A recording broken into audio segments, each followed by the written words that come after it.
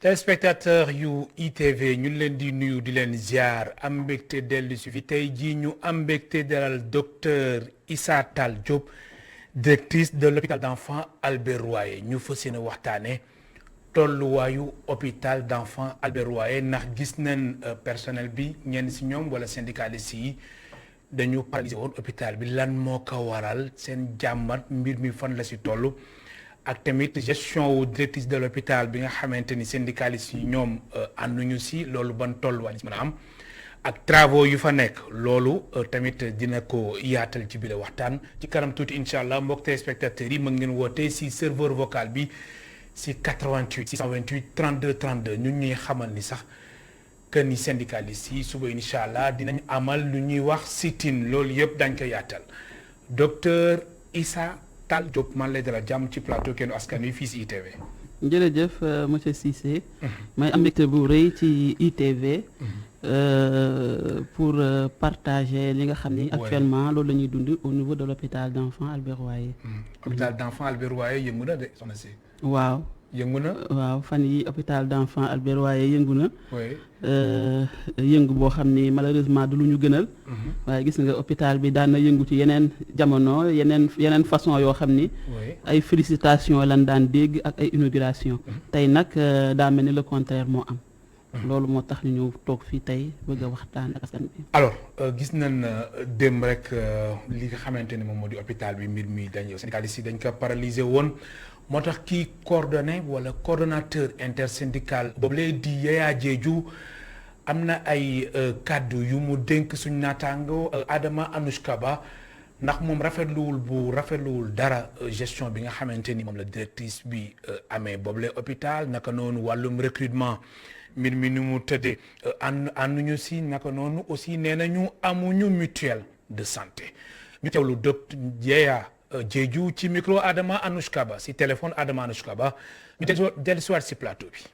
madame la directrice bu mu fi nekkee ñeenti at yépp daa nekk même point de revendication yi la ñuy wax te boobu ba léegi mosuñu sax am protocole d'accord bu nga xam ne bu ñu xaatim entre ñun ak direction lu dul ay dilatoire rek la fi nekkee ñun nag dañoo sonn ci loola duñu dellu gannaaw mukk ci lu ñu jàpp te yaakaar nañ ne force reste donc aux travailleurs ci point yi nga xam ne yooyu la ñu gën a soxla fu mu nee nii daar mooy ci wàllum recrutement personnel Albert Royer ndax recrutement boobu noonu am na li nga xam ne ñun gis nañ ko te duñ ko nangu tey duñ ko nangu ëllëg ndax boobu woon proposé woon nañ ko mu defal commission mixte de recrutement bi nga xam ne dina ci am partenaires sociaux plus l'administration ñu def de façon li nga xam ne lu leer ñu teg ko ci table bi ñëpp xam ne am na transparence amul ay njuuj jaaj ci biir recrutement boobu ba léegi gis nañ ne ndaw si bu mu fi nekkee ba léegi recrutement yi ay njuuj jaaj kese la ci def am na ay vacataires yi nga xam ne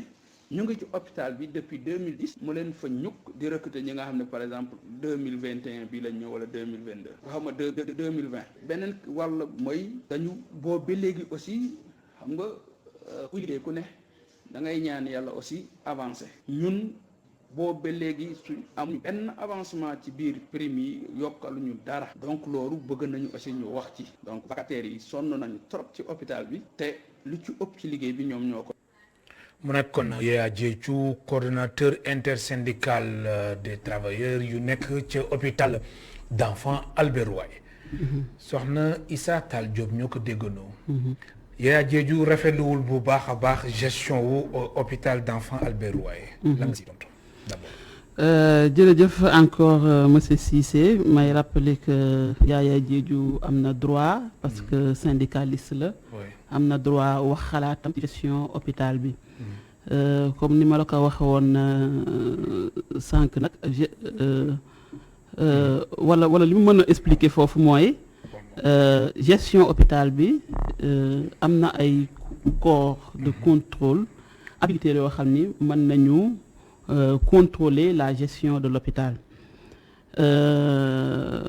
wax na ñaari mbir yoo xam ni moo ko jaaxal ci hôpital bi mooy recrutement bi ak prime yi wax itam ne duñu faral di jokkoo ak ñoom wala protocole d'accord wala ay dilatoire la nekk ak yooyu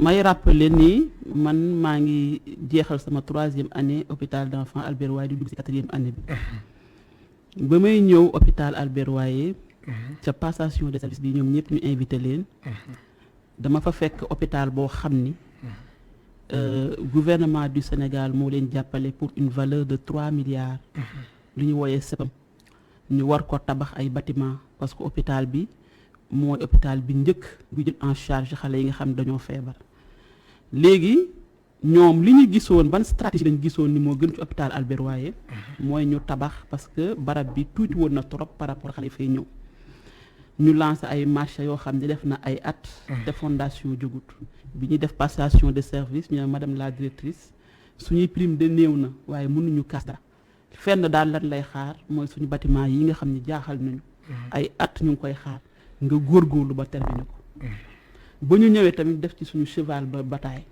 en plus d'amélioration de la dynamique d'amélioration continue bi nga xam ci lañ nekk parce que vocation hôpital mooy ngay améliorer toujours soins yi dañu def foon fulla ak fayda ci bâtiment yi eggale ko ci noonu ci la ñu inauguré bu ñu xoolee presse bi at yëpp passé pratiquement at bu jot ñu inauguré ay bâtiment ñoo fa inauguré li ñuy wax le SAU muy service d'accueil et d'urgence bi nga xam ne 300 xale dinañ fa dugg pratiquement chaque matin te avant ñu inauguré déjà SAU yi bi ñu ñëwee ba def bilan diagnostic hôpital bi dañu gisoon ni xale yi fi ñu leen di seete ak fi ñu leen di jëlee en charge dafa sore trop maanaam hôpital de référence la xale bu fay dugg souvent dafay sonn léegi ñun ñu créé un service de déchocage foofu loolu lañ njëkk a def Albert Royer bañ fa defee 3 mois te la def benn service de déchocage pour wàññi décès yi nga xam ni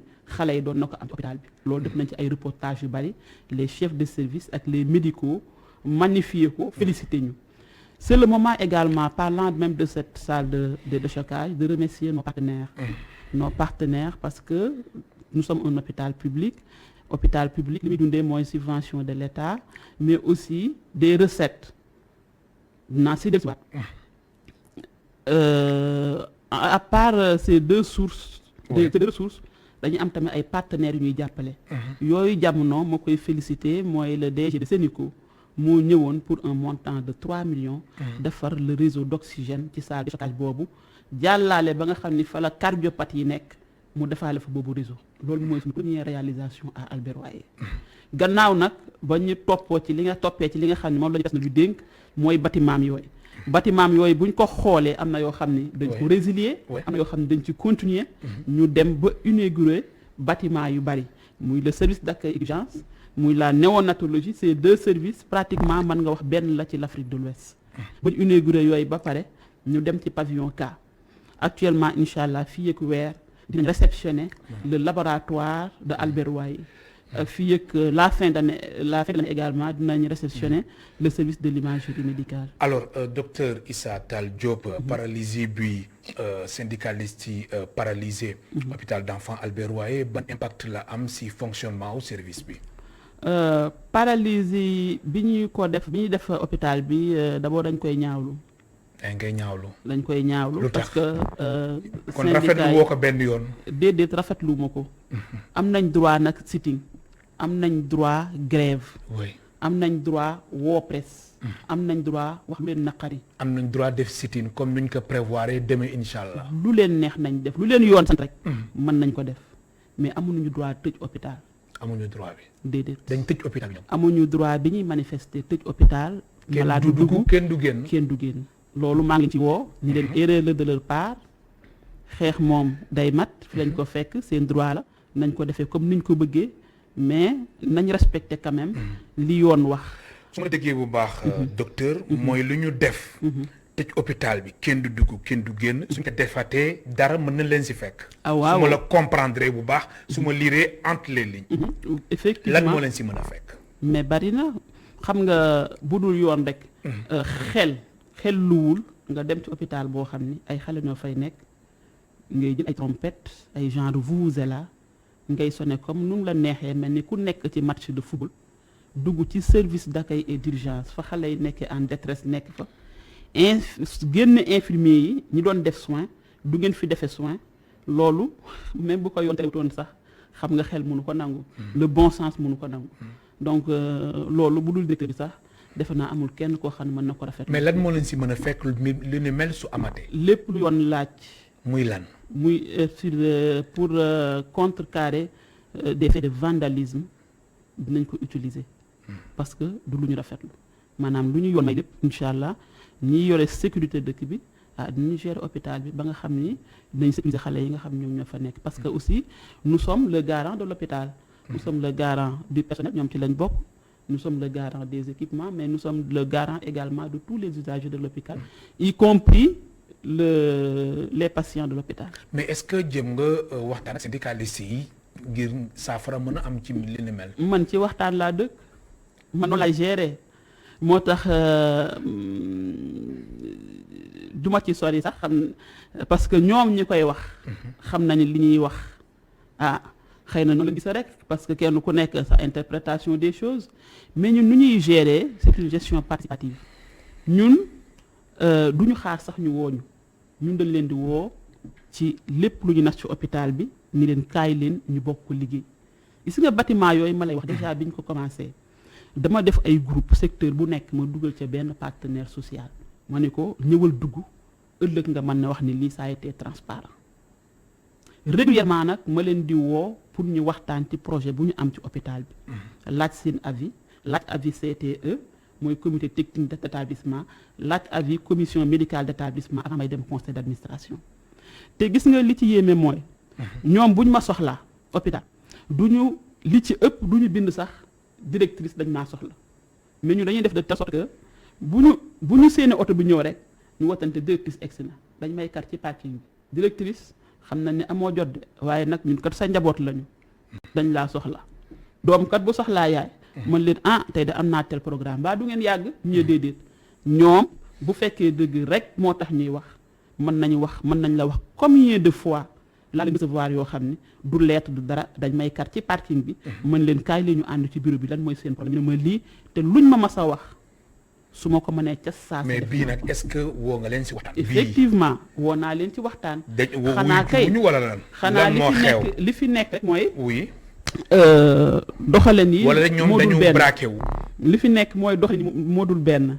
gis nga su ma nee la dinaa leen woo ci waxtaan dinañ ma carte ci parking ma bàyyi li may def recevoir leen en plus de ça man sama mode de gestion ni may def mooy régulièrement damay tànn benn service.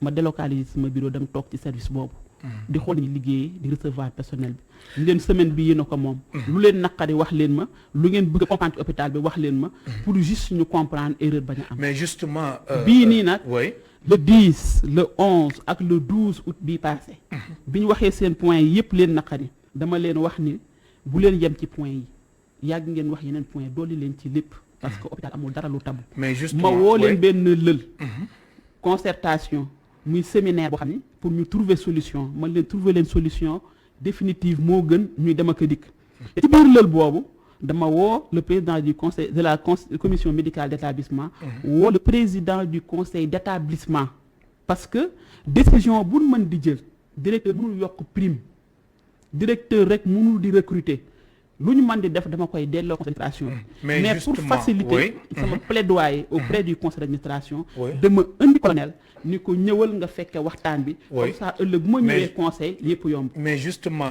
docteur Issa Tall Diop nga nekk directrice hôpital d'enfants Albert Royer syndicalistes yi dañuy naqarlu façon bi ngay recrutement bi ñoom dañ jàpp ni yëfu yaa ma neex moo ci am recrutement bi dañ jàpp ni jaarul yoon lan nga leen di tontu. waaw loolu foofu laay jëm si gis nga séminaire boobu bi ñu ko defee deuxième jour ci séminaire bi ñu ngi ci biir séminaire bi boo xoolee presse bi génn nañu daan ñun de boobu ba léegi ñu ngi wax waaye directrice nangu ñoo nangu ñoo recevoir te ci séminaire lañ jógee dugg wax loolu presse bi duggaat wax bi ñu ñëwaatee bari woon na ay points bu ngeen xam nga léegi moom affaire yomb na parce que da ngay enregistrer VAR am na da ngay tegaat fi mel noonu léegi wax nañ ci sax ay dons yoo xam ne c'est pas transparent bi ñu ñëwee man leen gis ngeen lii ñuy wax ci biti bu dee problème hôpital Albert Royer du mbedd bi moo koy def moo koy solutionné fi lañ koy solutionné bu fekkee dama def loo xam ne jaarul yoon dama bëgg fii ngeen wax ko devant le président du conseil d'administration devant ñëpp ñu toog bu dee am na lu ñu rectifier ñu rectifier ko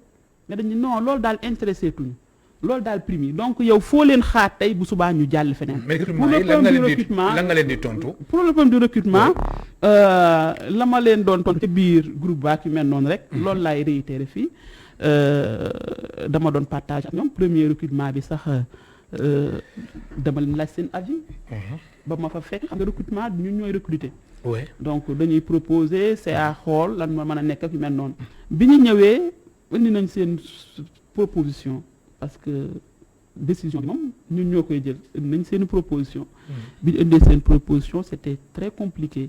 donc c'était très compliqué indi nañ ay propositions yoo xam ni man je ne comprenais pas. bon au début bon indi nañ ay nit yoo xam ni man finalement comment j'ai résolu la chose dama leen indi leen kayit yi ñu xool ki njëkk a ñëw kooku la ñu njëkk a jël.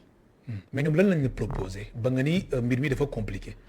non da ngay xam ni kii dafa bokk ci syndicat bi kii bokk ci syndicat bee kii yu mel noonu coow li am kii moo fi lii kii alors que na doon soog a ñëw maîtriser moom le terrain xam nga recrutement boo koy def da nga koy def en fonction des besoins de l'hôpital.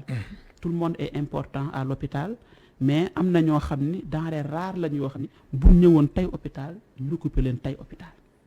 loolu dafa am partout am na corps de métier yoo xam ni bu ñëwoon tey dañ leen di recruter tey. loolu dafa am mais bu fekkee ci recrutement classique yi man dama tudd sax sori. sama wax institution yi ma jox ñëpp. mooy ki njëkk a ñëw moo njëkk a dugg. ku njëkk a ñëw moo njëkk a dugg. moo njëkk a dugg léegi maanaam ki def 2010. 2011. ki def 2010 kooku la ñuy njëkk a jël. léegi ña ngi recruter daar. nan la ñuy recruter daar. waaw ñi nga expliquer nga ni ñi nga xamante ni ñoom. non par leen exemple loolu exemple laa la wax waxuma loolu laa def. waaw par exemple dama ni par exemple bu fekkoon ne man am naa benn médecin radiologue. xam ne radiologue yóbbu hôpital Albert Royer bi ma fi nekkee ba léegi par exemple benn radiologue rek moo nekkoon hôpital Albert Royer. mu metti woon trop. ñu wut fu nekk suma prédécesseur wut fu nekk boobu bu ma amee médecin radiologue du ma hésiter. dama ko jël ci saa si genre yu mel noonu laa wax bu fekkee am na benn corps de métier boo xam ni amul du tout Albert Royer wër nañ ba sonn dans les rares la bu dikkee on n'hésite pas. bu ñu ko présenter conseil d'administration bu d'accord rek dañ koy jël. ñu jëm ci wàllu mutuelle de santé amuñu ko. am nañ IPM.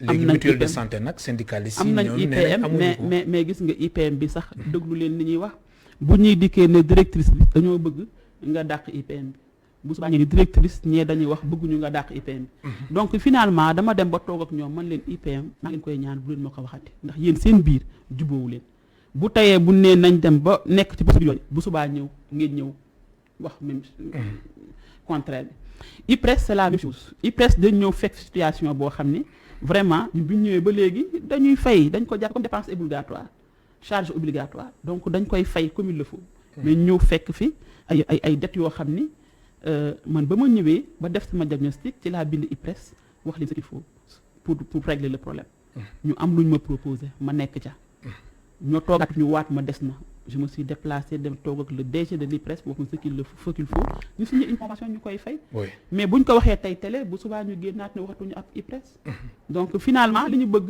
moom nga dul xam maintenant cette fois-ci bi ñu génnee ci séminaire bi dañ def ay recommandations pour les recrutements pour les cadeaux de Noël parce que cadeaux yi tamit toujours dañ koy kaas suñu cadeaux yi lii suñu cadeaux yi laa ak seeni prime yi bi ñu ko njëkkee wax ak salaire vacataire yi dama ci ànd ak ñoom bañ ko waxee laa ne d'accord naa ak yéen parce que boo xoolee hôpital Albert Royer bokk na ci hôpital yi gën a néew yi ñuy fayee ay prime ak tamit vacataires yi tamit ay jàmbaar lañu ma ci profiter di leen encourager et di leen féliciter seen payoor dafa tuuti mais li ñuy def chaque fois bu ñu defee simulation duñ ci génn xam nga ak nga yokk salaire nga dem 6 mois après doo mën a fay c'est compliqué donc ñu ne nañ xool ci biir lël boobu ban stratégie la ñuy jël mais rey ñu woon espoir parce que hôpital boo gisee mu am doole dafa am ñaari service yoo xam ni dañuy fekk mu am doole mooy service boo xam ne imagerie médicale mooy ñi def scanner ak IRM ak laboratoire ñun dañu amoon service bu ndaw bu laboratoire te suñu imagerie médicale bu ndaw la léegi gannaaw mën leen fii ak 1 mois ñu jeexal ñu inaugurer suñu service de laboratoire fii ak 1 an ñu inaugurer suñu service d'imagerie avec l'appui du ministère de la santé parce que dikk nañu un scanner inch'Allah les recettes vont augmenter bu recette augmenter lu bari dina yokk ci hôpital bi. alors ma fàttali suñu mbokk téléspectateurs yi ñu ngi dalal docteur Issa Tall Diop directrice de l'hôpital d'enfants Albert Royer ci ma ngeen participer ci émission bi soo leen wootee ci 88 628 32 32 88 628 32 32 alors lu jëm ci wàllum Cuomo seen diggante ak Cuomo lan la yéen géré woo leen ko n'est-ce pas mën nga dëggal loolu dëgg la mais lan moo leen lëkkale ak Cuomo d'accord boobu dem nga may ma tuuti rek ma eggale lël bi donc génn nañ ci ay recommandations oui ñu war a def ay actes yoo xam dañoo concret mais actes yu concret yooyu il faut comme li ma ko wax woon du directeur mooy décider ma yóbbu ko conseil d'administration conseil d'administration ba Albert Royer dafa am bu bees boo xam ni le 3 septembre bi incha allah vendredi 3 septembre ci lañ ko war a installer donc il faut ñu installer ko recommandation yi ñu jëlee ci séminaire boobu ma wan leen ko ñu sama personnel bii de soxla nañ nangam ak nangam ñii tamit nga xam ne ay vacataires lañ wax dëgg yàlla ay jàmbaar lañ waaye seen payoor tuuti na woo naa leen tey ñu génnee seen sitting ñu leen est-ce que am ngeen jot suba pour ñu waxtaan ñu ne ñëwuñu ci waxtaan ah bon ñu ne ñëwuñu ci waxtaan bi ñëwuñu ci waxtaan bind naa convocation jox leen pour mardi donc ñoom ñëwuñu li ñu bëgg daal leen lañ soxla na dem kon dañ bëgg nga jugee ci hôpital Yaaya Jeeju moom loolu la soxla maanaam nga jóge ci Yaaya Jeeju boppu hôpital d'enfants Albert Royer voilà moom ce qu'il demande depuis que nous sommes là boo gisee sortie syndicale te yow pare woo pour dem man fu ma yàlla teg rek wala dafa yomb non amul benn problème man je suis une républicaine man je suis un fonctionnaire de l'État man fu ma teg rek damay liggéey mais maanaam dama bëgg wax ni syndicalistes yi mënuñ teg pression pour nga jóge fa non xam doo si d'accord loolu nga bëgg wax wala déedéet bañu ma ko xam nga jóge fi moom xam nga nekk fenn ak jóge fa yàlla la neex effectivement man dama préparé wu ba nga xam ni suuf si sax dama fiy jóge waxuma laa ko hôpital d'enfants Albert Royer waaye lenn laa def mooy course avec la moom ba nga xam ni def la ma def Albert Royer dootul yomb ah bon waaw dama leen di faral sax di leen tooñ man leen man sama doom bu dikkee dina wax sama yaay bi mu fi defee 3 mois la changé bëtu Albert Royer tey ku daan fréquenter Albert Royer nga di fa dellu boo ko demee sa xol seen mais mu ngi am ndox ba léegi wala su tawee wàññeeku na bu baax xam nga ne bu tawaat mais su daan taw Albert Royer dafay daanu oui di ndox bi day nekk foofu di patauger ak quand même mu ngi fa ba léegi zinc ya laa njëkk a dindi man mais mu ngi fa ba léegi quand même fekkuma fa mu ngi fa ba léegi ndox mi dinay am mais dafa wàññeeku parce que dëkk bi wàññeeku na lool wàññeeku na lool d'ailleurs may fàttali nag contexte bii nga xam ni moom la ñuy laajte ñu yokk prime yi salaire yëpp musul tardé Albert Royer prime musul tardé Albert Royer amuñu leen benn prime dafa nekk ci contexte boo xam ni ñu dund pandémie Covid-19 fu daan xaar 300 malades ñu am fa 25 malades mu nekk contexte boo xam ni suñu chirurgie pédiatrique génn naa y a environ 2 semaines de cela pour des problèmes de sécurité ñu tëj le bloc opératoire suñu recette wàññeeku te wàññuma benn personnel ci biir contexte la yenn syndicaliste wax ni parce que du ñëpp sax daar il faut directrice yokk suñuy prime te malgré tout fenewuñu espoir ne leen ñëw leen ñu waxtaan te bu ñu dikkee itam heure bu ñu dikkee rek dañu fekk fa ñu toogoon jamono ju ñuy laaj seen prime recettes yi dafa wàññeeku bu baax ñun dañ leen tegal ñëpp bu yàgg différence bi lan la recettes yu ngeen doon am bu yàgg ak léegi jamono ji nan la wàññeeku waa dama ne en période normale oui l'hôpital c'est un hôpital de référence 300 malades la ñu am mais ak pandémie bi dañuy doon dem ba am 25 malades xam nga loolu l'écart est énorme lu ko indi loolu mais parce que ni doon ragal dem hôpital ak Covid bi surtout nag Albert Royer dafa nekk ci biir Fann léegi nag boo nee Albert Royer ñu ne Fann la Covid la alors que foofu doon CTE Albert Royer CTE te suñu mesure barrière yëpp dañ koy respecté à Albert Royer kon kenn transformé wu ko centre de traitement Covid-19 non Albert Royer amul CTE mais nag am na unité de prise en charge effectivement de la Covid voilà unité de prise en charge boobu voilà da nga bëgg wax ni am na lu tax ba seen recette wàññeeku ci wàllum impact maanaam doo jot ay malade mango ñu ko war a jotee mango place yi dañ lañ ko jox ñooñu ci wàllu prise en charge waaw parce que ay xale tamit te xale yëpp ont droit à la santé xale bu ñu gis dafa am rek bu fekkee CTE dafa fees wala mu laajte benn prise en charge boo xam ni il faut des professionnels adéquats ñun dañ koy téye Albert Royer traité xale boobu.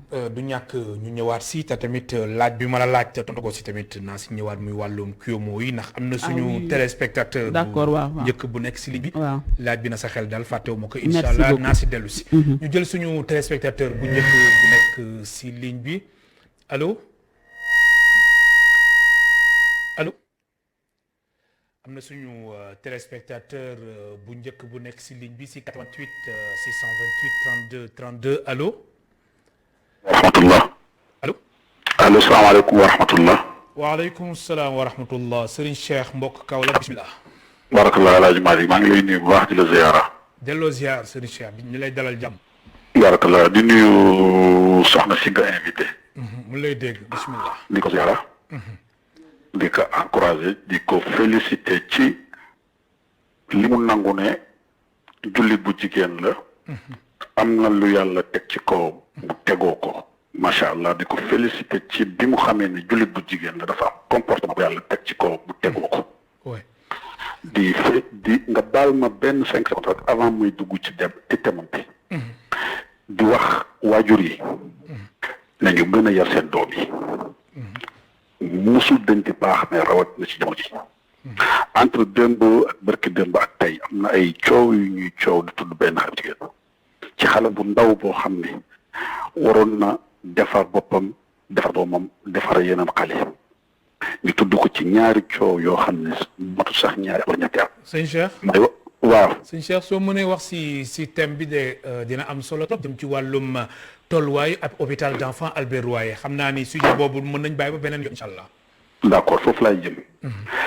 d'abord ñi nga xam ne dañoo taxaw na ndaw si na dem si aussi ñoom ci yan condition lañ buggee tey dem si aussi te fekk moom dañ ko fi teg en tant que borom xam-xam en tant que technicien moom ay diplôme météo place bi te aussi bu ñu fàtte ne problème de santé nekkul lu ñu fooye ñoom amuñu benn droit pour tëj hôpital bi parce que hôpital bi ay xale ñoo fay fajoo te ku xam ne xale dafa sensible daf may fàttali benn attentat bi amoon Barcelone en 2017 keroog bi attentat bi amee hôpital yi xaw a saturé dafa fekkoon ay syndicat yoo xam ne dañoo nekkoon di régler ay affaires ak hôpital yi ñi nga xam ne dañoo nekkoon ci vacances parce que pour ñu fàttali ci mois de août la nekkoon ñi nga xam ne dañoo nekkoon retraite ak ñi nga xam ne dañoo nekkoon congé ñëpp dañoo dakkal lépp lu ñu nekkoon xam ne lii mbiru santé la nañu dem ñu liggéey renforcer kon ñoom nañu kaas li ñuy kaas ni am benn droit pour tëj hôpital bi soxna si tamit di ko wax ne ko parce que nit tamit comme moom moo leen jiite bu mu tàyyi benn yoon pour toog ak ñoom waxtaan ak ñoom ñu jéem a ut solution parce que problème de santé dafa nekk loo xam ne dañ ko war a régler comme ni ñu war a régler problème mu njàng mi problème mu yoon yi problème mu mbay mi problème mu justice parce que yooyu su doxee rek réew mi yeneen ñi ci des yëpp mun nañ ko gérer mais suñu bàyyee nit ñi mënuñoo faju wala bu ñu feebaree da nga dem ci hôpital yi parce que déjà dégg nga li mu wax ku leen am 300 malade tey nga am 25 parce que lan état bi dafa def mal communication nit yi ragal dem ci hôpital yi kon lu yooyu li nga ciy déggee mooy il fallait que place yi nga teg ñi nga xam ne ñoo ko mérito muy borom xam-xam yi ñëpp def ni yow comme El Hadji Malick di la félicité ñu bàyyi politiciens yi nga xam ne dañuy ñëw di wax ba géex comme ni nga def di invité ay techniciens ay borom xam-xam di yoon ci njàng mi tey yaa ngi ci santé man loolu laa bëgg maa ngi lay encouragé di la félicité di félicité soxna si mais di wax syndicat yooyu ak ñooñu taxaw affronté soxna si ñu delloo si seen xel soxna si di ko wax li yàlla waxoon yonent bi fa quulaa lahu qawlan layyinan mu oyofal kàddoom négocier ak ñoom jàmmoo ak ñoom ñu jéem a yëkkati hôpital bi faj xale yi ñoom ñooy nekk mag ëllëg te soo demee ci pédiatrie da ngay gis situation yu doy waar fii ci Kaolack léeg-léeg nga dem ci pédiatrie fekk benn nal ñetti xale tëdd ci xale yi kenn bokk ci ak sa moroom feebar loolu c'est tellement grave El Hadji Malick loolu war nañ ci réfléchir bu baax a baax seen jiital borom xam-xam yi bañ a jiital yaama neex ak câble service yi ñu teg ci ñi nga xam ne jàng nañ ko gis image yi daw démb ci télé bi ay médecin technicien ñoo xam ne ni tey Sénégal dafa waroon a fier ci ñoom dooleel leen ñu wàcc ci tali bi di xuloo di wàcc ci tali bi di ñaxtu parce que li ñu leen war a joxuñ leen ko ci moment boobu noonu ay nit détourné alal réew mi di ko def.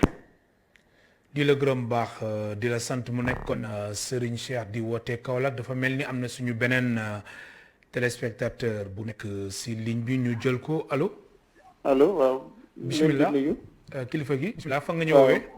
man Dakar lay woote. ñu lay déglu. man ku ñuy wax Cheikhouna Sylla. bismillah Cheikhouna. di seetlu Sénégal toujours rek dañuy jël loo xam li liggéey boo xam ne nit kaa ngi koy teg ci yoon. di ko jubal di ko sellal ñu bari dañuy bëgg a xajamal yoon. parce que moom li muy liggéey. allo. dafa mel ni dem na du ñàkk mu woote waat alors soxna Issa Tall Diop lu ñu desee si ay simili bëriwul foog ñu accélérer mbir mi dem tamit si yeneen laaj. alors wàllum Cuomo bi lan moo leen lëkkale ak lan moo la lëkkale ak Cuomo. waaw Cuomo mu ngi hôpital Fann xam nga ci biir hôpital Fann. dafa bari hôpitaux yi ci nekk. parmi ci hôpitaux yooyu Albert Royer. Cuomo ñoom dañu opéré feebaru xol. mais feebar bi bu chronique ñu ngi koy hospitalisé Albert Royer. très bien gis nga bokk na li tax Albert Royer am ay jafe-jafe. hospitalisation yi ay maladies chroniques lañ fay hospitalisé maanaam xale yi nga xam dañu am problème mu cœur. xale yi am drépanocytose xale yi am diabète xale yi am sida ñooñu ñoo ëpp ci ñuy hospitalisé te xale yooyu seen fréquence dafa dem de telle sorte que pour ñu fay c'est tout un problème bu dul loolu c'est les prématurés. donc ñooñu xaaruñ ci ñoom recette yu bari. suñu immersion yi ñuy def service bu ñu dem bu nekk mënoo produire say charge li nga soxla amul benn service boo xam ni atteindre nga mën nga produire ci say recette charge yi nga xam ni moom ngay teg hôpital bi. ba mu des le service bi nga xam ni fa la consultation façon xale yi nekk. mais malgré tout ñun jóguñu pour xaalis mais dañ du rek pour améliorer les soins de l'enfant malade moo tax duñ exiger trop. dama ciy profiter ci antenne bi pour wax benn fee boo xam ne mu ngi commencé am. gis nga fi ñu toll nii ñu ngi ci 9e xale boo xam ni ñun ñoo ko suul ñun Albert Royer. parce que xale yi dañuy def jamono yu si gannaaw ñeent nañ doon wax. non bokkut ak Covid bi. maanaam ay xale yoo xam ni dañoo décédé. seen parents daw bàyyi ñoo xale bi. ñu saisir commissaire procureur ñu ñooy jënd linceul ñu ñooy fay gaskat ñu ñooy suuli.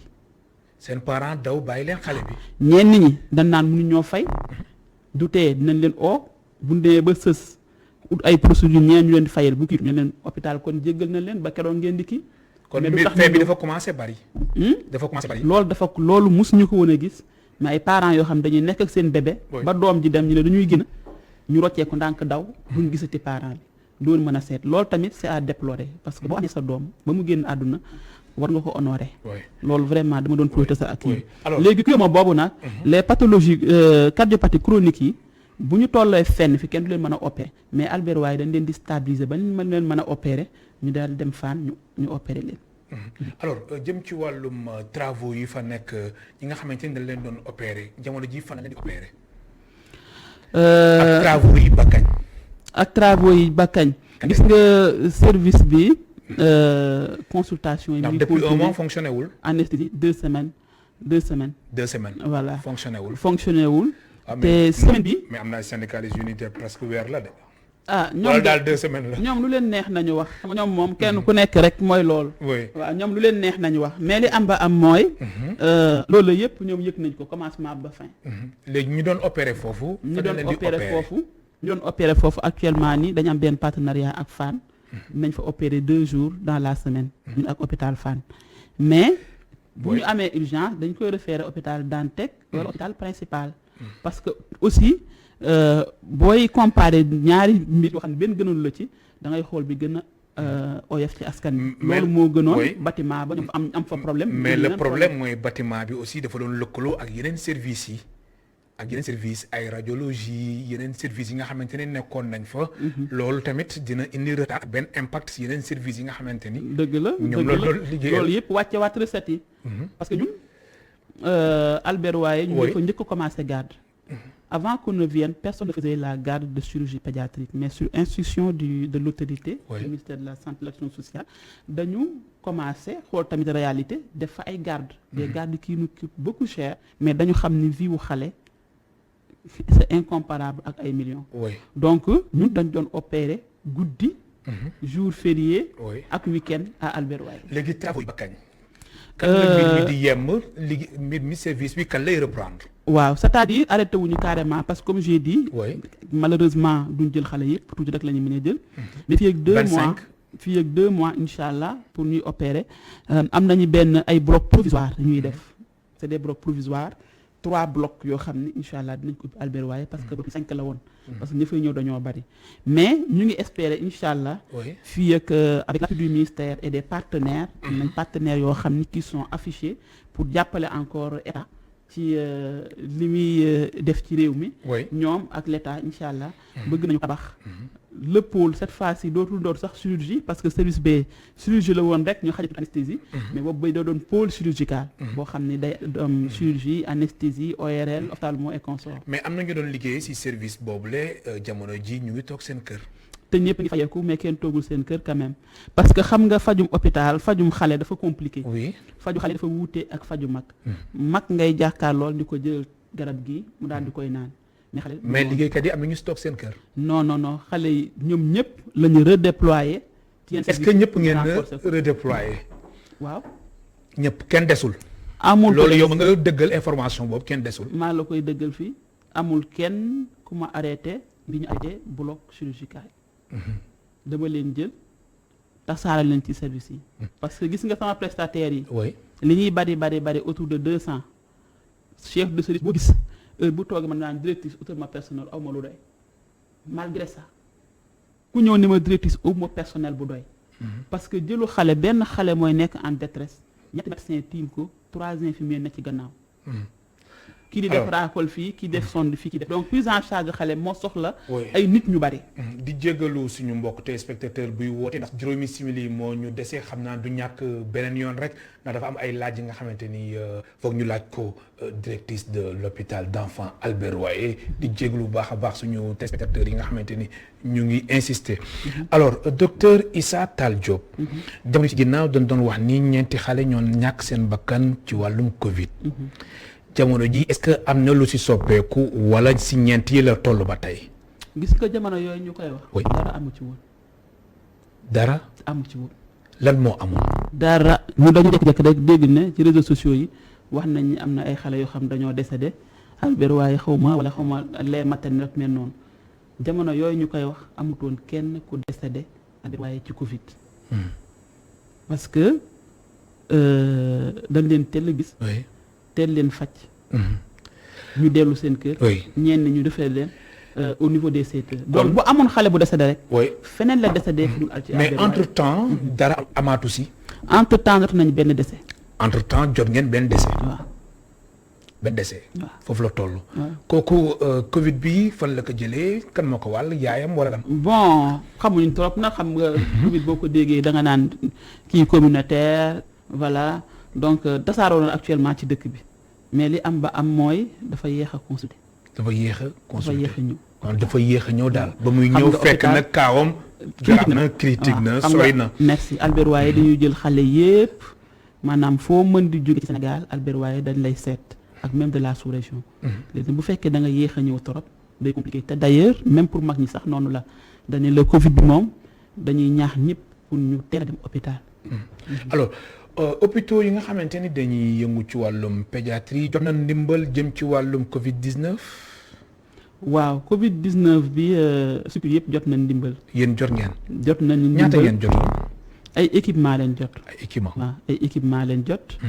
ay lii parce que dafa tombé woon sax man ma doon soog a réceptionné sama pavillon cas bi. woon ay lal mais également ay matériel de laboratoire. mais aussi gel yi masques yi produits de protection yi loolu jot nañ ci lu bari venant du ministère de la santé et de l'action sociale. alors kon jamono ji xale yi fa nekk amul kenn ki nga xamante ni si fànn bi nga xamante ni moo jëm ci wàllum prise en charge xale bu am Covid. wala am na ñaata am na benn unité boo xam ni ñaata xale ñoo fa am na benn unité de 8 lits. yoo xam ni dañ ko réserver isolé leen nag ba nga xam ni duñ jege vraiment xale yi. c'est tout à fait à part. bokkuñu sax circuit.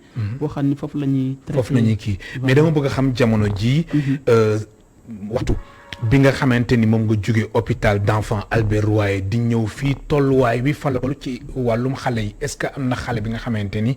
am na Covid jamono ji wala am ko. am na. ñaata nañu.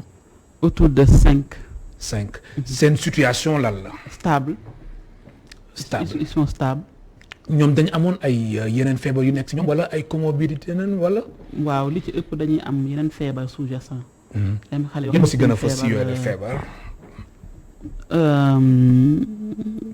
loolu ndax damay bañ a tiital xale yi. da ngay bañ a tiital xale yi. waaw mais damay wax rek mooy xale bu feebar rek bu ñu yëkk rek nañ ko teel a indi hôpital. nga xale moom. boo nee ko am feebar nangam fekk xale bi xam na ne dafa am feebar nangam nga toog wax ko télé.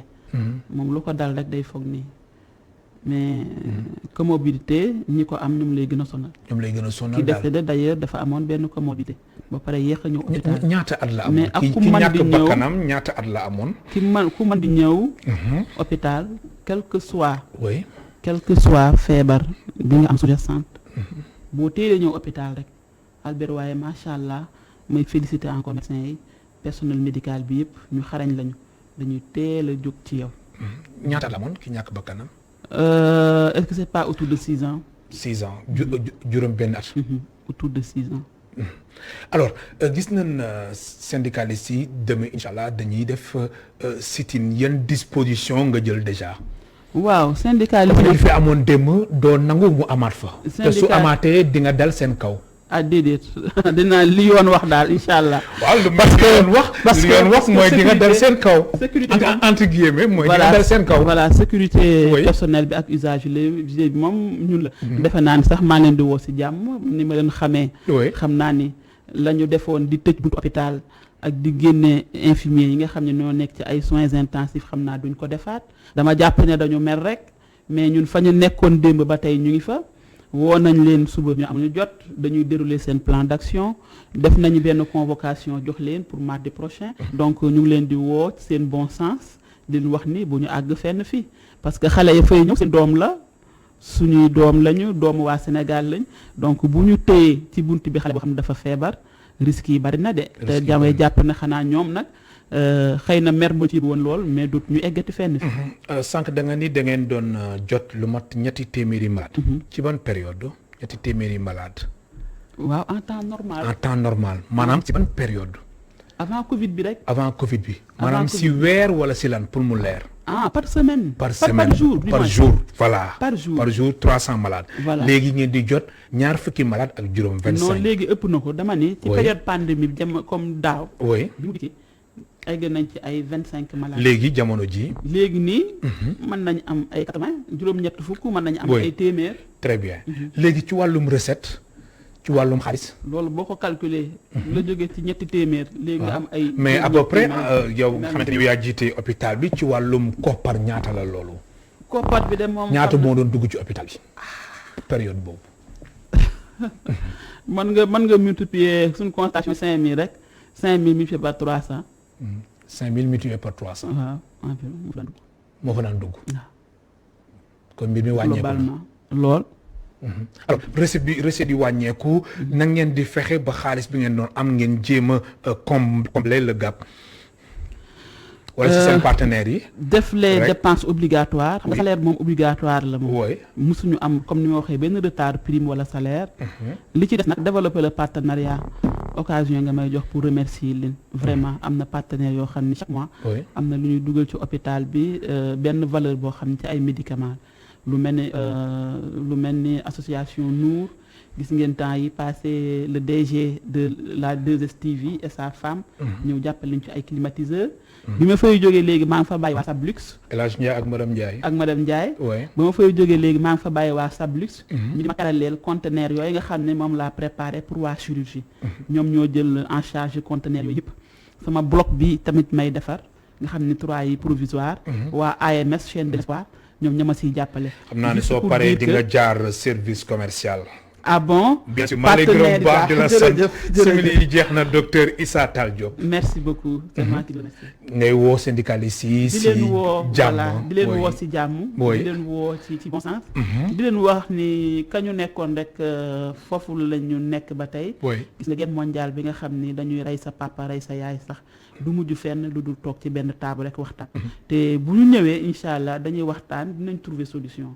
parce que dañuy xool ni mën a nekk rek ñu defandoo ko ensemble incha allah. di la gërëm baax di la sant mu nekkoon docteur Issa Tall Diop nekk directrice de l'hôpital d'enfants Albert Royer di leen gërëm baax di leen sant mbokk téléspectateurs yi amoon seen fay Ramatoulaye Sall Diop moo nekkoon ci wàllu réalisation bi Torodo ak Ibomar Sène ñoo nekkoon ci son bi Angèle moo nekkoon ci caméra bi mbokk téléspectateurs yi amoon seen fay ba suba incha allah ñeenti waxtu